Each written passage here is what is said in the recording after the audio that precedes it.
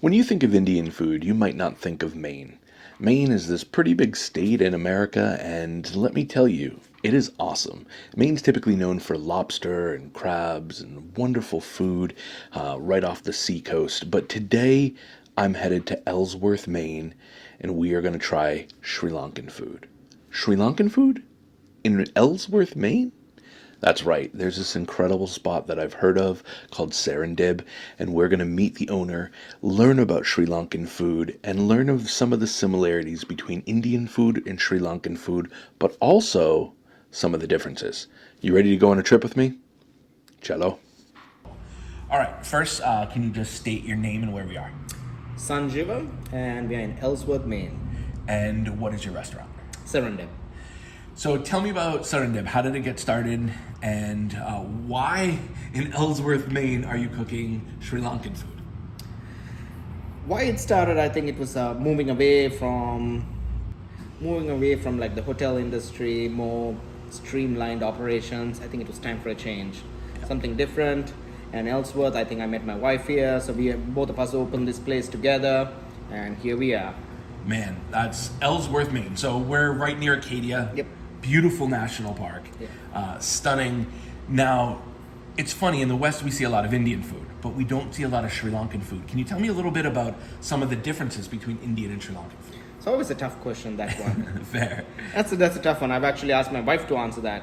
Oh, no. More often than not, because for me, I'm not so sure about the words that I would use to describe, but I think Sri Lankan food has a little bit more flair. Okay. A little bit more spice, and when I say flair, I think it's just a little bit more vibrant. Yep. I know that's a tough one to say to Indians, but it is more vibrant with vegetables, meat dishes, everything. I think the spread's way more vibrant. So I know that some of the similarities, coconut, obviously we see a lot of coconut. Yep. What are some of the essential dishes that people would have if they went to Sri Lanka? I mean, the essential dishes, I mean, you know, good old chicken curries, dals, sambals. I mean, those are your just basics, fish curries. I mean, I would say the iconic dish for me is a crab curry, which you have to have, you must do. A Sri Lankan crab curry. That sounds so good.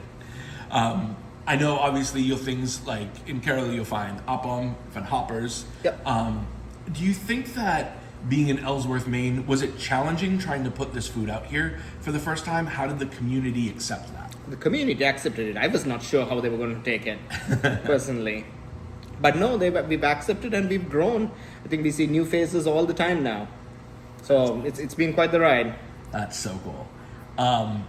Favorite dish? If you had to, and I hate these questions, but if there was a dish that My deathbed. I want coconut sambal, dal, and rice. Ooh, I'm good. If I'm stuck on an island or on death row, I'll take it. What I want to talk about, we talked about this really cool thing that I thought would be really good for the interview. We talked about how in India you'll see meat, right? You'll see meat in various forms, whether it's chicken, whether it's fish, goat, all these things. You mentioned that in Sri Lanka it's a lot more vegetable forward. Some of the vegetables you started saying, might not even have English translation names. You said a phrase that translated to like village food. Village food, yep. Yeah. What is village food like in comparison to like some of the stuff that people from India might see? I think there are similarities. The similarities are always going to be there. But I think, you take these dishes, I think, at least from what I have seen, the dishes coming out of India are, you get your butter chicken. And people are happy eating a butter chicken with naan and a mango lassi. That's their meal. Yeah. In Sri Lankan food, I mean, whether it be even in the village, I think you need components. I think there are a lot more components. I mean, that's why I call the rice and curry meal. Yeah. I don't think, the Indians use the word rice and curry, but which is accurate because they're having a curry with rice. But when I say a rice and curry meal, I'm talking about variety of stuff. I mean, if you take just even here, I mean, you'd order a chicken curry, a fish curry, whichever curry. You're going to have a beet salad with it. You're going to have some greens with it, some bok choy, and you're going to have some potato. I mean, there's all this stuff there together that makes your plate, not chicken and rice. So that would be I find that to be the biggest difference, at least in my observation. Perfect observation. Yeah, and I think you see some of that in Kerala as well. So like if we looked at a sadhya, large display of all these different items. I feel like as you start to go north more, you'll see it in thalis, but it's less common. Yeah. I think one of the things that I loved about the food today is very much it was unapologetic. Like it felt like I was at somebody's home. Yeah. But delicious and refined. Can you talk to me about the pork dish? Because I thought that pork was unbelievably delicious. It had this perfect little sour component to it, but it was so well balanced. Yes, this particular one, you need a souring agent, so tamarind, and I do use a little bit of vinegar in there as well. Ginger, garlic, lots of onions, curry leaves, and then you do need to put some spice in there. You're talking roasted curry powder. Yep. Roasted curry powder, black pepper, heavy components there. Both of them very heavily spiced, and you're gonna, we talk about sweet, salty, sour, spice. So you need a spice chilies in there as well to counter the sourness, and you're also gonna put here. Some people use sugar. I'm using treacle. Oh, nice. As a sweetening component. What do you think the treacle does that the sugar doesn't? More, less refined, better for you, and I think it's a richer flavor. Yeah. Yeah. It's a delicious dish. Yeah. It's funny because even when I looked at the menu, that was one of the ones that stuck out right away because you never see that. No. When we talk about souring, we talk about balance. What are some of the dishes that you find in Sri Lanka that are so different than Indian food? Because I think a lot of people just lump Sri Lanka and India together, which is completely ignorant, right? Yeah. There's so many differences. What do you think are the biggest differences in terms of like the taste and things like that? Spice. Mm-mm. I find it to be much heavier spice. I think close to southern India. Yeah. I think southern India would be much closer to the Sri Lankan cuisine than any other part of India. I think southern Indian food would be the closest it comes. But a lot of spice. I think heavily spiced. And the other vast difference is combinations. We're talking all these vegetables. Whether you're rich, poor, everyone's trying to put a spread out. You might have one thing spicy, one thing mild, but it's a combination together that makes it harmonious on a plate. And it definitely was. It was so good. We talked about how there's a lot of coconut, a lot of rice, but there's not a lot of wheat, right? There starts to be less wheat. And you were saying that there's not a lot of like glutinous items. Things tend to be gluten-free. Yeah. Still roti though. Rotis, still things like this. Rotis, naans. Naans are more Indian, but they're still there. Rotis. The Sri Lankan coconut roti that's done with shredded coconut and flour. I've done that here in the past, which is nice. A little heavy. Yeah. Usually they have it for breakfast in Sri Lanka. I want to know what would a like typical Sri Lankan breakfast be? Because we just had a wonderful and that meal was more like dinner. Lunch. Gotcha. Lunch. What would be the differences between like a breakfast, a lunch, and a dinner?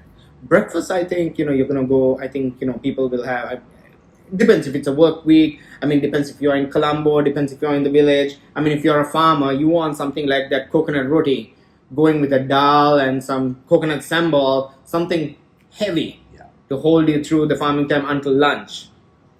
But you've got all the pittus, the appams, you're talking the string hoppers. They're all typical Sri Lankan breakfast food, which also translates to dinner time as well. So those same items can be served at dinner, but generally not so much at lunch. Yeah. Lunch is generally rice and curry. And it was a perfect lunch. Yeah. Thank you so much. Kind of last question, and I think an important question. Where do you see Sri Lankan food in America today? And where do you hope to see it in the next 10 years? It's nowhere here today. Fraction. Fraction. It's nowhere. And I do believe, though, I think United States, with migration, people traveling, I think you are going to see a lot more different cuisines coming in, taking over. People are becoming adventurous. And the one thing about the United States is I think it gives people opportunity. I think dreams, you don't have to be an engineer, you don't have to be a doctor, you don't have to be a rocket scientist. I think someone could come and say, hey, I want to cook, I want to be a chef, I want to be a cook, whatever you want to be. And I think this country affords that. That's something that Sri Lanka nor India afford to their people within those countries.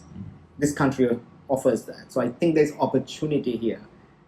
So that's where it stands. It just stays with opportunity, question mark. Will it happen? That's up to whoever wants to do it. So after that interview, I wanted to take all of that incredible food back home to my girlfriend's family to have them experience Sri Lankan food. And their reaction, whoa, ready? So we brought a bunch of food home, and now we're going to have Beth and Paul over here try it. Say hi to YouTube, everyone. Hello, YouTube, everyone. Oh, no. You did great. Is this Meat. pork? Yeah, so no, this is their chicken curry, the Sri Lankan chicken curry. Wow. And here's a fun little Sri Lankan fact. So curry powder is a thing. Yeah. And there's 3 types. There's a light curry powder. There is a medium curry powder. And the medium curry powder you'd have like with chicken and things like that. And then there's a dark curry powder. Dark curry powder is typically with beef. So curry powder very much a thing. Very different than the curry powder you'd find in like the UK. All right, so having Sri Lankan food, what do we think so far? Unbelievable. So first time having a lime pickle. Unbelievable. It's pretty You're good. right. Just the sauce of it with the vegetable makes it a whole different flavor. Wow. What do you think, Paul? I haven't had it yet, so Oh, here we go. It's the moment of truth. I always feel like Indian food in general is incomplete without achar, which is a pickle. A little bit of that. and mix it should with I some a little vegetable. bit of broccoli? Yeah, a little bit of broccoli with that. There's no rice The here. We would beets do the were- rice. Were great by themselves. Yeah. Dun, dun, dun. Moment of truth. Dun, dun, dun.